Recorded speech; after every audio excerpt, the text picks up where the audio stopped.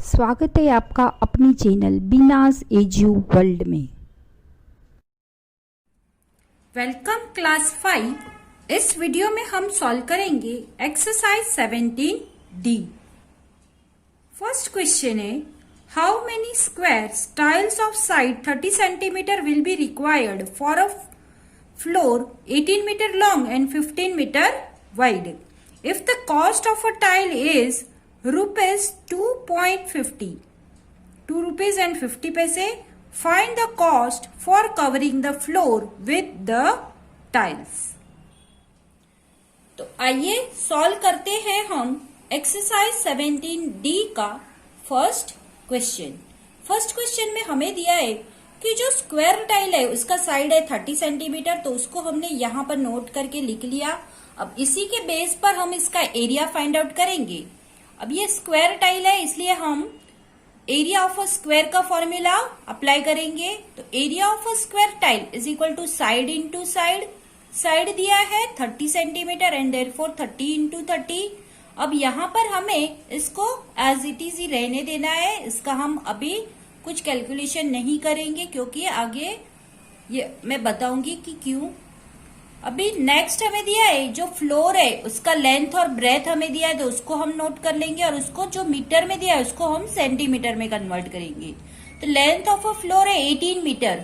18 को अगर हम सेंटीमीटर में करते हैं कन्वर्ट तो 18 इंटू 100 मीन्स 1800 सेंटीमीटर हो गया। इसी तरह से ब्रेथ ऑफ अ फ्लोर है 15 मीटर, तो उसको भी हम सेंटीमीटर में कन्वर्ट करेंगे, तो ये हो गया 1500 सेंटीमीटर।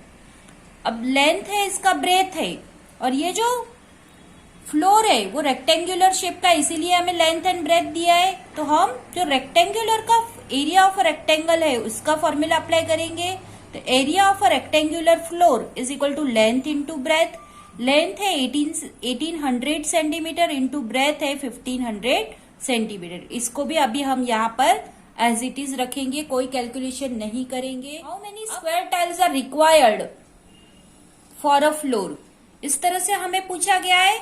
तो अगर number of square tiles required is equal to area of the floor upon area of a square tile, कितना टाइल्स हमें चाहिए उसके लिए हमें जो फ्लोर का एरिया है उसको हमें जो स्क्वायर टाइल्स का एरिया है उससे डिवाइड करना पड़ेगा। तो यहां पर देखो हमने यहां पर लिख लिया एरिया ऑफ द फ्लोर है 1800 इंटू 1500। ये जो था हमने फाइंड आउट किया था वो हमने यहां पर लिख लिया। एंड जो स्क्वायर टाइल्स का एरिया है वो है 30 इंटू 30, तो उसको भी हमने यहाँ पे लिख लिया। कैलकुलेशन इसलिए नहीं किया क्योंकि हमें ये कट करने में आसानी होगी, इसीलिए मैंने आपको बोला था कि इसका कैलकुलेशन मत करना। अब यहाँ पे ये जो 2 जीरो है वो यहाँ पे कट हो जाएंगे। यहाँ पे 15 बचे, यहाँ पे 3 है तो 3 5 15 हमने ले लिया। अब यहाँ पे हम 3 है, यहाँ पे 1800 है तो 3 6 18 एंड पीछे ये 2 जीरो है ये पीछे लग जाएंगे, तो ये हो गए 600। तो अब नीचे कुछ नहीं बचा है, ऊपर है 600 इंटू 5, तो 6 5 30 एंड पीछे ये 2 जीरो हम ऐड कर देंगे तो ये हो गया 3000 टाइल्स आर रिक्वायर्ड। अब आगे इसी क्वेश्चन में हमें दिया है कि कॉस्ट ऑफ 1 टाइल इज ₹2.50 ₹2.50 है एक टाइल का कीमत। तो कॉस्ट ऑफ 3000 टाइल्स कितना होगा, तो 3000 इंटू 250 करेंगे। देखो अब इस तरह से जैसे हमने यूनाइटरी मेथड में सीखा था, cost of 1 tile is equal to 2.50, then cost of 3000 tiles is equal to question mark, cross multiplication होगा तो 3000 इंटू 2.50 होगा। तो यहाँ पे हमने वही किया है 3000 इंटू 2.50। अभी यहाँ पे जो पॉइंट है उसको इग्नोर करके हमें मल्टीप्लीकेशन कर लेना है, तो आंसर आएगा 7,50,000। अब यहाँ पर देखेंगे तो क्वेश्चन में डेसिमल पॉइंट है उसके बाद 2 डिजिट है, तो हम भी राइट हैंड साइड से 2 डिजिट से पहले अपना डेसिमल पॉइंट लगा देंगे। तो इस तरह से कॉस्ट ऑफ 3000 टाइल्स का कॉस्ट आएगा ₹7,500। Question number 2, 660 tiles, each 15 centimeter long and 12 centimeter wide, are required to pave a corridor. Find the area of the corridor and give your answer first in square centimeter and then in a square meter. Question number 2 का solution देखो. हमें यहाँ length and breadth of a tiles दिया है जो centimetre में है, तो उसको हमने यहाँ पे नोट करके लिख लिया है. अब यहाँ पे लेंथ एंड ब्रेथ दिया है, इसका मतलब ये हुआ कि ये जो टाइल्स है वो रेक्टेंगुलर शेप का है. तो हम जो एरिया फाइंड आउट करेंगे उसके लिए हम रेक्टेंगल का जो फॉर्मूला है एरिया फाइंड आउट करने का उसको अप्लाई करेंगे. तो area of a tile is equal to length into breadth.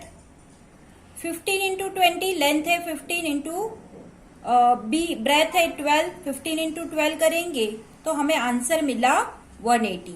And therefore area of a tile, one tile is equal to 180 centimetre square. इतना हमने फाइंड आउट कर लिया. अब आगे हमें कह रहे हैं कि ये जो नंबर ऑफ टाइल्स है वो है 660. टोटल 660 टाइल्स है, तो उसका एरिया कितना होगा. तो number of tiles is equal to 660 and therefore area of one tile हमें दिया है, हमने फाइंड आउट किया 180 सेंटीमीटर स्क्वायर है एक टाइल्स का area. And therefore area of 660 tiles is equal to 180 into 660 करेंगे. यहाँ पे देखो हमने मल्टीप्लाई किया तो हमें आंसर मिला 1,18,800. and therefore area of a 660 tiles is equal to 1,18,800 centimetre square. और जो 660 टाइल्स का एरिया है वही कॉरिडोर का एरिया है. And therefore area of a corridor is equal to हम लोग कह सकते हैं कि 1,18,800 सेंटीमीटर स्क्वायर. तो ये हमें जो एरिया मिला है कॉरिडोर का वो सेंटीमीटर में मिल गया, सेंटीमीटर स्क्वायर में. अब इसी एरिया को हमें मीटर स्क्वायर में भी फाइंड आउट करना है. तो यहां पर देखो 100 centimetre is equal to 1 metre, ये तो हम सब जानते हैं. And therefore 1,18,800 centimetre square is equal to how many. 1,18,800 divide by 100 into 100. यहाँ पे हम क्रॉस मल्टीप्लीकेशन करेंगे तो 1,18,800 सेंटीमीटर स्क्वायर इंटू 1 होगा, डिवाइड बाय 100 होगा. मतलब ये सेंटीमीटर स्क्वायर है, मतलब 2 टाइम 100 होगा. तो यहाँ पे देखो 1,18,800 डिवाइड बाय 100 इंटू 100, ये दो जीरो कट हो गए तो हमारे पास क्या बचा 1,188 डिवाइड बाय 100. अब नीचे डिनोमिनेटर में 100 है, इसलिए हम यहाँ पे राइट हैंड साइड से जो डिजिट है उससे 2 डिजिट से पहले हम अपना डेसिमल पॉइंट लगाएंगे. तो ये हो गए 11.88. एंड देयरफॉर अगर हम मीटर स्क्वायर में देखेंगे इसी कॉरिडोर का एरिया, तो in square metre area is 11.88 metre square. Question number 3. 9,000 square tiles of size 20 centimeter are required to pave the floor of a hall and find the area of the floor of the hall in square meter. Question number 3 का solution देखो. Tiles का side हमें दिया है 20 centimetre. Area of a square tile, अभी ये square tile है इसीलिए इसका हम स्क्वायर का जो एरिया है फाइंड आउट करने का फॉर्मूला वही हम अप्लाई करेंगे. तो area of a square tile is equal to side into side. Side है 20 सेंटीमीटर एंड देयरफॉर 20 इंटू 20, 2 2 जा 4 और पीछे ये 2 जीरो लगा दिया तो 400 centimetre square is an area of a square tile. अब वन टाइल का एरिया हमें मिला है 400 सेंटीमीटर स्क्वायर. तो यहाँ पर तो हमें 9,000 टाइल्स दी गई है. तो area of one tile is equal to 400 centimetre square and therefore area of 9,000 tiles is equal to how many. तो 9,000 को हम 400 के साथ मल्टीप्लाई करेंगे. तो यहाँ पे वही किया हमने, 9 4 जा 36 और 1 2 3 4 एंड 5 0 हम पीछे ऐड कर देंगे तो ये हो गए 36 lakh centimetre square is an area of 9,000 tiles. इतना हमने फाइंड आउट कर लिया. अब आगे हमें कहा है to pay floor 9,000 tiles are required, find the area of a floor. अभी जो 9,000 टाइल्स लग रही है एक ही हॉल में, the area occupied by 9,000 tile is the area of a floor of the hall. जो एरिया उन्होंने ऑक्यूपाई किया है टाइल्स ने उतना ही एरिया इसका हॉल का जो फ्लोर है उसका होगा. And therefore area of the hall is equal to 36 lakh centimetre square हो गया. अब आगे हमें पूछा गया है find the area of the floor of the hall in square metre. अब यही जो एरिया हमने सेंटीमीटर में यहाँ पे हमने फाइंड आउट किया हॉल का, फ्लोर ऑफ अ हॉल, जिसका हमने सेंटीमीटर स्क्वायर में फाइंड आउट किया है, उसका ही हमें मीटर स्क्वायर में फाइंड आउट करना है। तो ये सब हम जानते हैं 100 centimetre is equal to 1 metre and therefore 36 lakh centimetre square is equal to divide करेंगे तो 36 लाख डिवाइड बाय 100 इंटू 100, क्योंकि ये मीटर स्क्वायर सेंटीमीटर स्क्वायर है मतलब 2 टाइम्स होगा, स्क्वायर है इसलिए 100 इंटू 100। तो 36 लाख डिवाइड बाय 100 इंटू 100 किया। अब यहां से 20 और यहां से 20 का 2 है, यहां से 20 और यहां से 20 का 2 है, तो हमारे पास क्या बचा 360 metre square and therefore area of a hall, जो हॉल है उसका एरिया क्या हुआ 360 metre square. Question number 4, a courtyard measures 28 metre by 21 metre. How many bricks, each 25 centimeter by 21 centimeter, are required for paving the courtyard? Find the cost of paving the floor with bricks if a brick cost 50 paise. Question number 4 का solution है। यहाँ पर हमें courtyard का length and breath दिया गया है। तो लेंथ है उसका 28 मीटर और ब्रेथ है उसका 21 मीटर, उसको हमने नोट कर लिया। अब ये जो है लेंथ एंड ब्रेथ वो मीटर में है, उसको हम सेंटीमीटर में कन्वर्ट करेंगे, क्योंकि जो ब्रिक्स का हमें दिया है वो सेंटीमीटर में है, तो एक ही यूनिट में हम रखेंगे। तो ये जो मीटर है उसको हमने सेंटीमीटर में कन्वर्ट किया, तो इसका लेंथ हो गया 2800 सेंटीमीटर, 28 इंटू 100 और 21 into 100 centimetre is equal to 2100 centimetre हो गया। अब area of a courtyard rectangle है इसलिए length into breadth and therefore length है 2800 इंटू ब्रेथ है 2100। तो ये एरिया ऑफ कोर्टयार्ड है, इसका आगे हमें कैलकुलेशन नहीं करना है, इतना ही रखना है, क्योंकि हमें सिर्फ number of BRICS he find out करना है। तो कैंसिल करने में हमें आसानी हो इसलिए हमें इसका अभी मल्टीप्लाई करके आगे नहीं करना है। अभी हमें नेक्स्ट जो दिया है वो length of brick and breadth of brick दिया है। तो लेंथ है ब्रिक्स का 25 सेंटीमीटर और ब्रेथ है उसका 21 centimetre and therefore area of a brick is equal to length into breadth. Length है 25 सेंटीमीटर एंड ब्रेथ है 21 centimetre and therefore area of a brick is equal to 25 into 21। अब आगे इसी question में हमें how many bricks are required पूछा गया है। तो number of bricks required is equal to area of a courtyard upon area of a bricks. Courtyard का जो एरिया है उसको हम ब्रिक्स के एरिया के साथ डिवाइड करेंगे तो नंबर ऑफ ब्रिक्स हमें मिलेंगी। तो एरिया ऑफ कोर्टयार्ड है 2800 इंटू 2100 और एरिया ऑफ ब्रिक्स हमें मिला था 25 इंटू 21। अब हम कैंसिल करेंगे तो 21 1 जा 21 और पीछे का ये जो 0 है वो हम इसके साथ लगा देंगे तो ये हो जाएगा 100, यानी 2100 जा 2100 और 2800 को अगर हम 25 से डिवाइड करते हैं, यहां पर मैंने रफ में किया है, तो हमें क्वोशिएंट मिलेगा 112, तो 112 मिलेगा।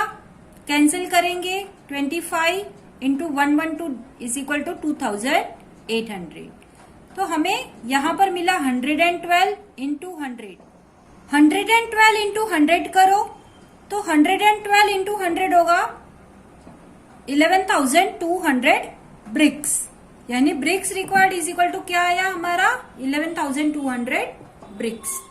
अब इसी क्वेश्चन में हमें कह रहे हैं कि find the cost of paving the floor with bricks if brick cost 50 पैसे।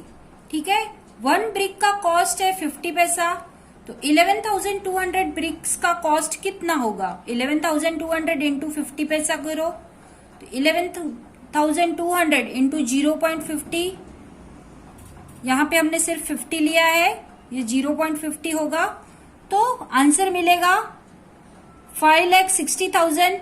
अब ये 0.50 है, इसका मतलब ये हुआ कि डेसिमल पॉइंट के बाद 2 डिजिट है, तो हम भी राइट हैंड साइड से 2 डिजिट से पहले अपना डेसिमल पॉइंट रख देंगे, तो 5,600 इसका कॉस्ट होगा and cost of paving the floor is equal to ₹5,600 is an answer.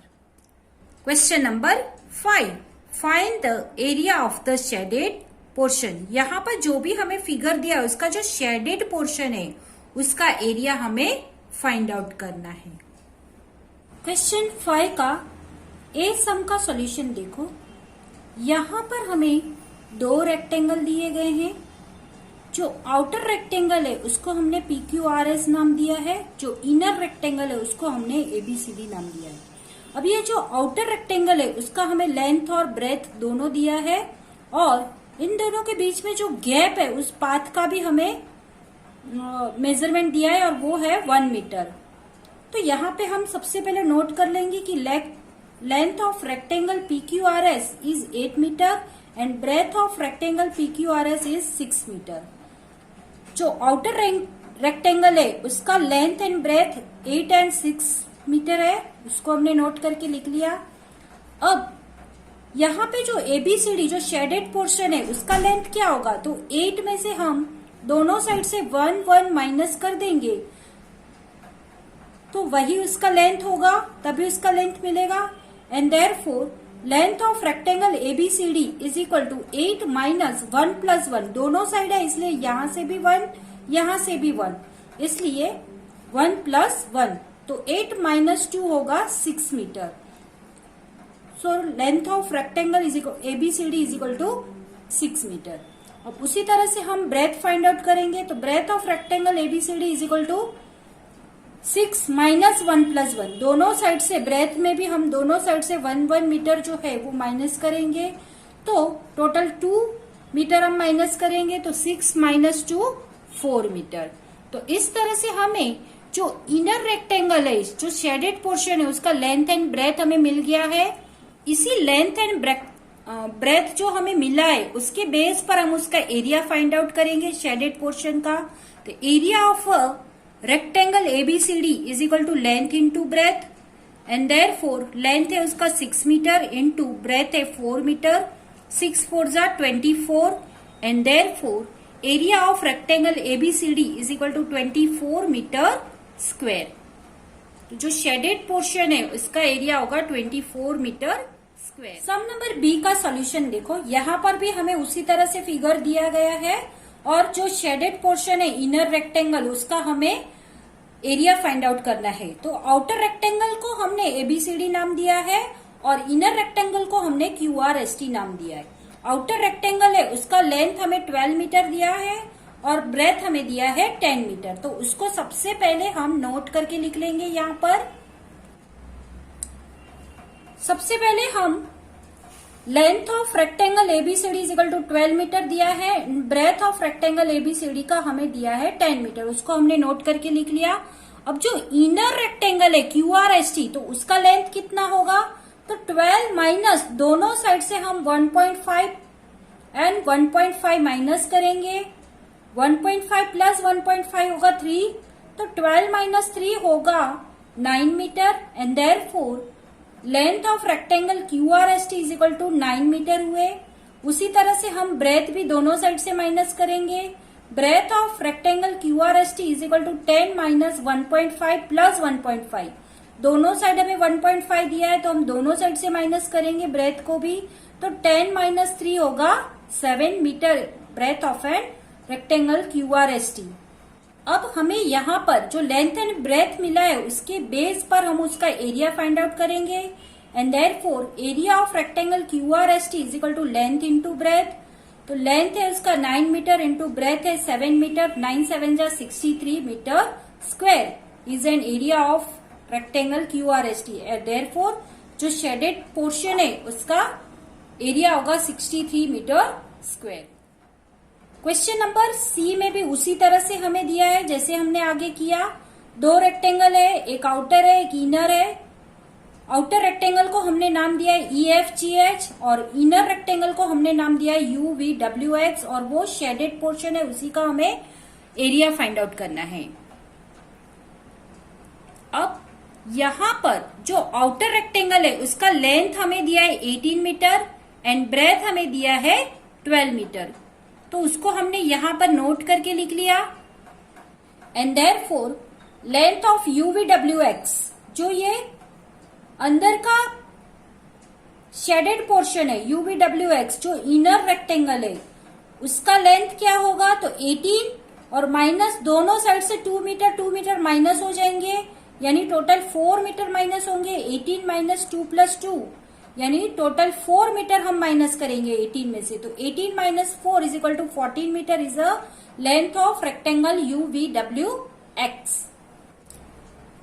जिस तरह से हमने लेंथ फाइंड आउट किया उसी तरह से ब्रेथ भी फाइंड आउट करेंगे। तो therefore breadth of a rectangle UVWX is equal to 12 minus 2 plus 2। दोनों साइड से 2 मीटर हम माइनस कर देंगे, तो 12 माइनस 4 हो गए 8 मीटर। अब लेंथ एंड ब्रेथ हमें मिल चुका है, तो उसके बेस पर हम एरिया फाइंड आउट करेंगे। Area of rectangle UVWX is equal to length into breadth. Length है 14 मीटर इंटू ब्रेथ है 8 metre. 14 8 112 metre square is an area of rectangle UVWX। Sum number D जो है वो थोड़ा डिफरेंट है।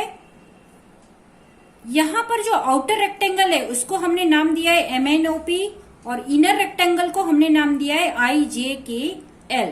यहाँ पे हमें लेंथ एंड ब्रेथ जो है वो इनर रेक्टेंगल का दिया है। अब इनर रेक्टेंगल है IJKL, तो लेंथ ऑफ रेक्टेंगल IJKL है 5 metre and breadth of rectangle IJKL है 2 मीटर।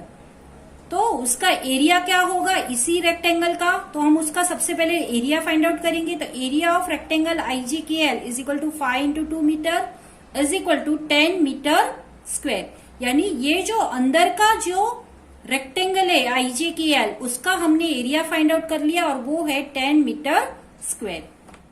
अब यहां पर हम रेक्टेंगल MNOP जो आउटर रेक्टेंगल है उसका लेंथ फाइंड आउट करेंगे। तो 5 जो रेक्टेंगल IJKL का जो लेंथ था उसमें हम 1.5 दोनों साइड हमें मेजरमेंट दिया है, जो गैप है वो शेडेड पोर्शन का। तो हम 5 प्लस यहां पे एडिशन करेंगे, तभी हमारा ये जो पार्ट है उसको हम ऐड करेंगे। इसलिए 5 प्लस 1.5 प्लस 1.5 यानी 5 में हम 3 ऐड करेंगे तो 8 मीटर उसका लेंथ होगा। उसी तरह से हम ब्रेथ जो 2 मीटर है उसमें भी हम 3 दोनों साइड 1.5 का गैप है उसको हम ऐड करेंगे, तो टोटल होगा 5 मीटर उसका ब्रेथ MNOP का। And therefore area of rectangle MNOP is equal to 8 into 5। उसका लेंथ है 8, ब्रेथ है 5, तो 8 5 40 metre square is equal to is a area of a rectangle MNOP। अब हमें दोनों रेक्टेंगल का एरिया मिल चुका है। जो इनर रेक्टेंगल है उसका एरिया था 10 मीटर स्क्वायर एंड जो आउटर रेक्टेंगल था उसका एरिया है 40 मीटर स्क्वायर। तो जो बीच में एरिया शेडेड पार्ट है, area of a shaded part is equal to area of a rectangle MNOP minus area of rectangle IJKL। यानी शेडेड पार्ट हमें कब मिलेगा? जब हम आउटर रेक्टेंगल का एरिया में से हम इनर रेक्टेंगल का जो एरिया है उसको माइनस करेंगे, तभी हमें मिलेगा। एंड देयरफॉर 40 माइनस 10 करेंगे तो हमें जो शेडेड पार्ट है इसका एरिया मिला 30 मीटर स्क्वायर। 40 माइनस 10 यानी 30 metre square is an area of a shaded portion. Question number 6। A garden 18 meter by 15 meter is surrounded by a path of uniform width 2.25 meter. Find the area of the path. Question number 6 का solution देखो। यहाँ पर हमें question 6 में कहा गया है कि a garden 18 metre by 15 metre is surrounded by a path. तो जो गार्डन है ABCD, उस जो गार्डन है उसको हमने नाम दिया है ABCD और ये जो गार्डन है वो surrounded by a path of 2.25 metre. Uniform path है यानी दोनों साइड 2.25 मीटर है। और तो find the area of a path, तो इस पाथ का एरिया कितना होगा वो हमें पूछा गया है। तो उसके लिए सबसे पहले हमें जो लेंथ ऑफ द गार्डन हमें दिया है और ब्रेथ ऑफ द गार्डन दिया है उसके बेस पर हम उसके एरिया फाइंड आउट कर लेंगे। Length of a garden, garden मतलब रेक्टेंगल ABCD जो इनर रेक्टेंगल है तो वही गार्डन है, तो उसका हम अगर एरिया फाइंड आउट करना है तो एरिया ऑफ द गार्डन यानी rectangle ABCD is equal to length into breadth. Length है उसका 18 मीटर इंटू ब्रेथ है 15 मीटर, दोनों को मल्टीप्लाई करो तो 18 इंटू 15 किया तो हमें आंसर मिला 270 and therefore area of a garden is equal to 270 metre square. अब आगे length of a garden with path, उसका हम लेंथ फाइंड आउट करेंगे। जो पाथ के साथ है गार्डन उसका लेंथ फाइंड आउट करेंगे, यानी रेक्टेंगल PQRS जो आउटर रेक्टेंगल है उसका हम लेंथ फाइंड आउट करेंगे। तो 18 metre plus 2.25 metre plus 2.25 metre, दोनों साइड 2.25 है, इसलिए दोनों हम इसमें ऐड करेंगे 18 मीटर में। तो 18 प्लस 4.50 होगा 2.25 प्लस 2.25 यानी टोटल हुआ 4.50। तो 4.50 को अगर हम 18 में ऐड करते हैं तो हमें मिला लेंथ 22.50 मीटर। इसी तरह से ब्रेथ फाइंड आउट करेंगे तो breadth of a garden with path यानी रेक्टेंगल PQRS का लेंथ ब्रेथ, तो 15 में हम 2.25 प्लस 2.25 ऐड करेंगे तो हमें आंसर मिलेगा 19.50।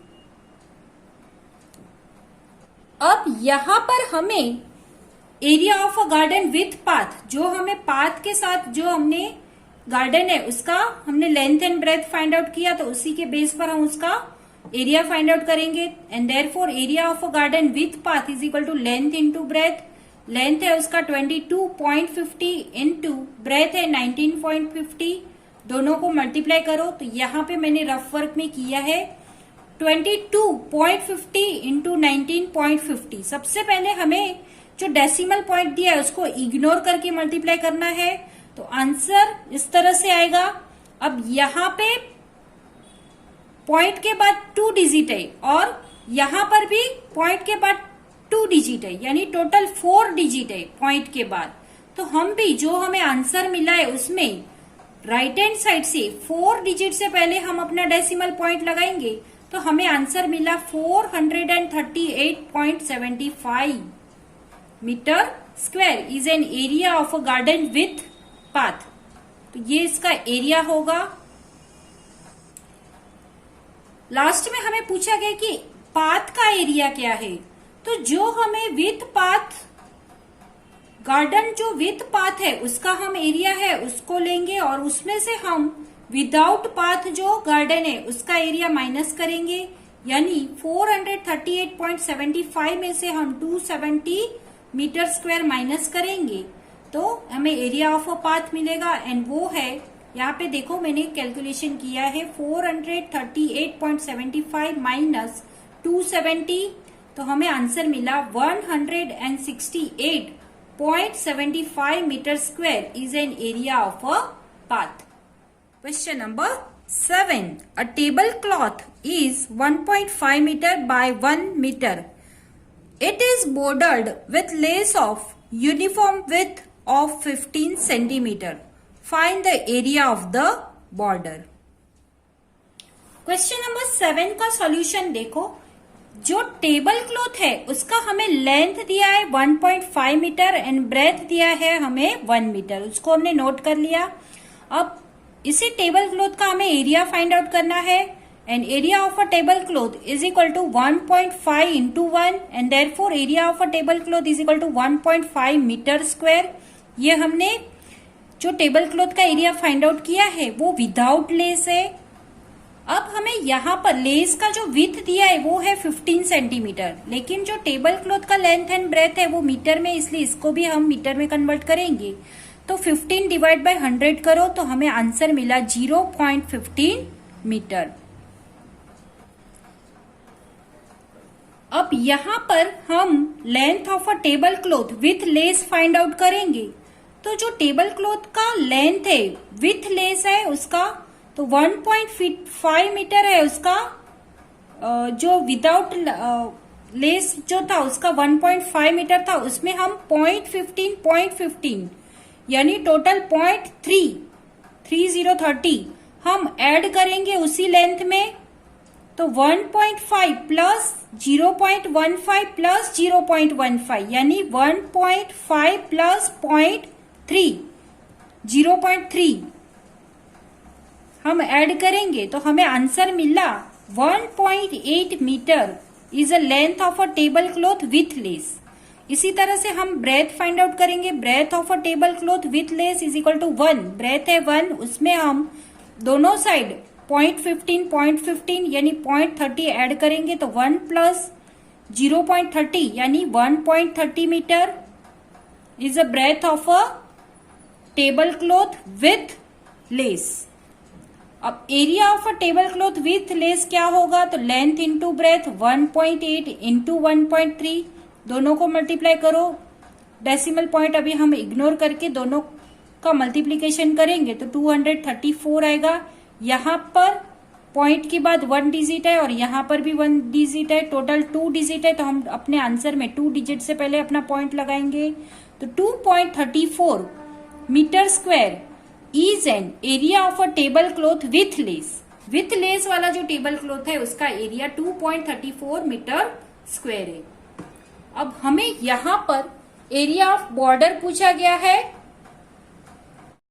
एरिया ऑफ बॉर्डर हमें फाइंड आउट करने के लिए जो विथ लेस वाला टेबल क्लॉथ का एरिया है उसमें से हम विदाउट लेस वाला जो टेबल क्लॉथ है उसका एरिया हम माइनस करेंगे तो 2.34 माइनस 1.50 माइनस करो तो आंसर आया 0.84 metre square is an area of a border. Question number 8, a carpet is placed in a room leaving a border of 1 meter wide all around the room. If the room is 14 meter long and 10 meter wide, find the area uncovered by the carpet. Question number 8 का solution देखो।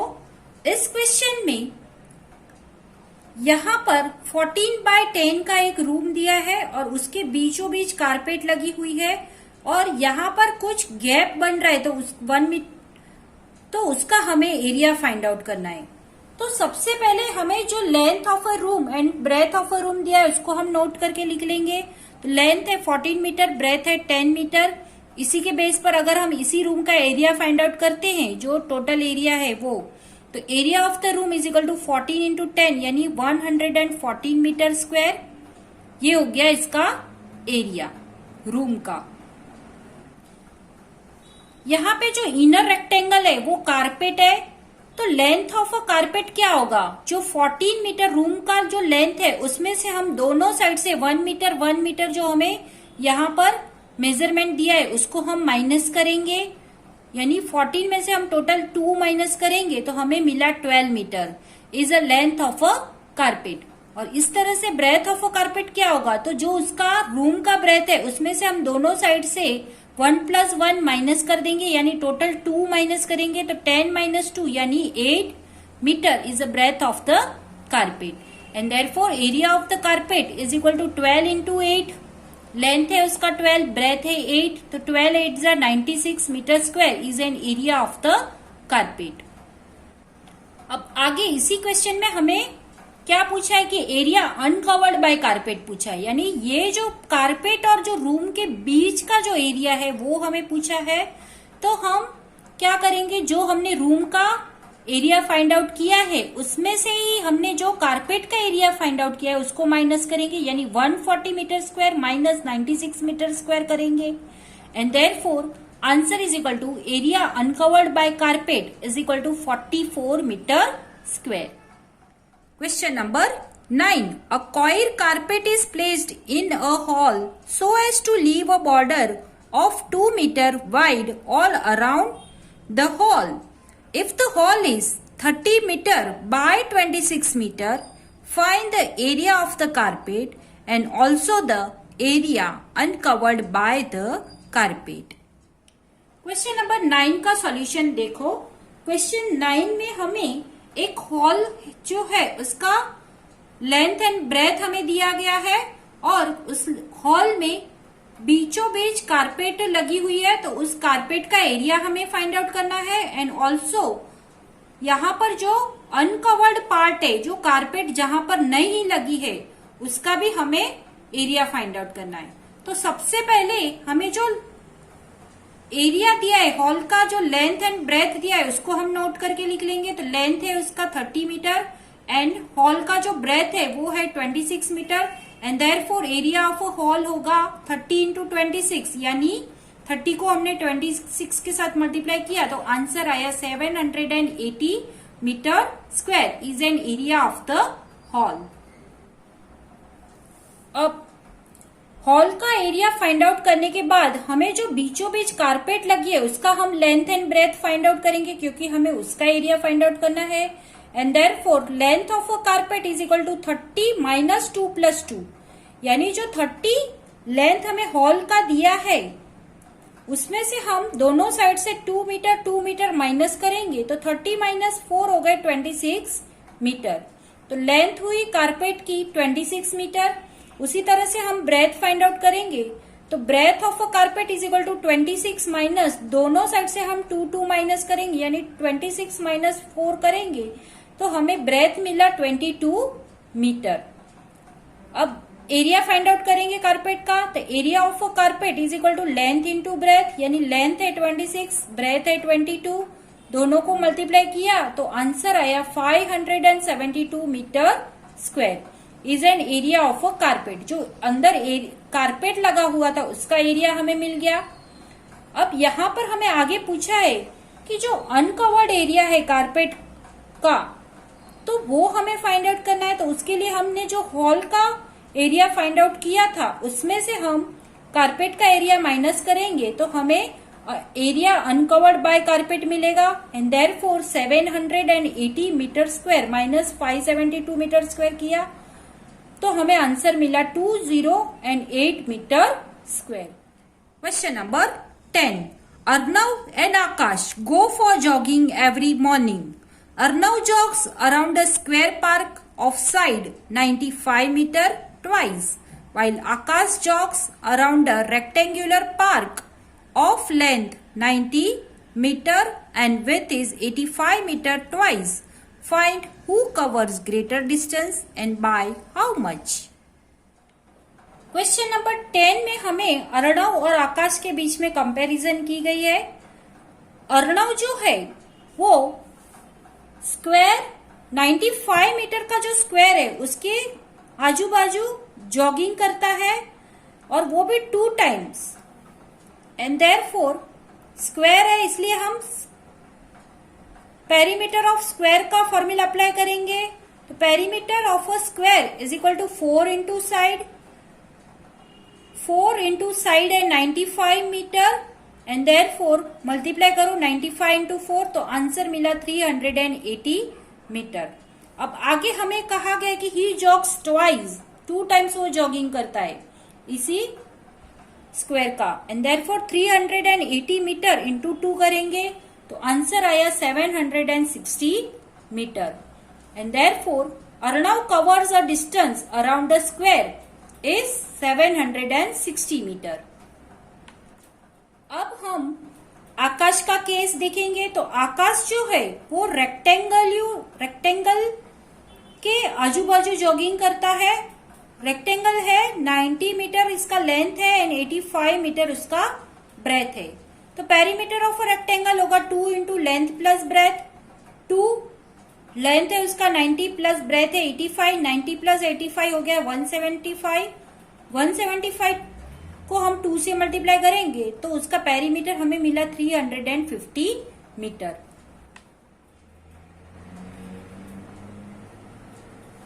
अब rectangle का जो हमें perimeter मिला लेकिन हमें आगे कहा है कि ही जॉग्स ट्वाइस, 2 टाइम्स वो आजू बाजू चक्कर लगा रहा है रेक्टेंगल के and therefore 350 into 2 is equal to 700 metre and therefore distance covered by Akash is equal to 700 metre.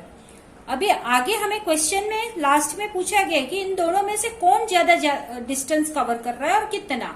तो अर्णव डिस्टेंस माइनस आकाश डिस्टेंस हम माइनस करेंगे तो 760 कंपैरिजन है इसलिए तो 760 में से हम 700 जो पेरीमीटर ऑफ अ स्क्वायर है उसमें से हम पेरीमीटर ऑफ रेक्टेंगल माइनस करेंगे तो हमें मिला 60 मीटर एंड देयरफॉर जो अर्णव का जो डिस्टेंस कवर है वो मोर है आकाश से and therefore answer is equal to Arnav covers a more distance by 60 metre. 60 metre ज्यादा अर्णव डिस्टेंस कवर करता है.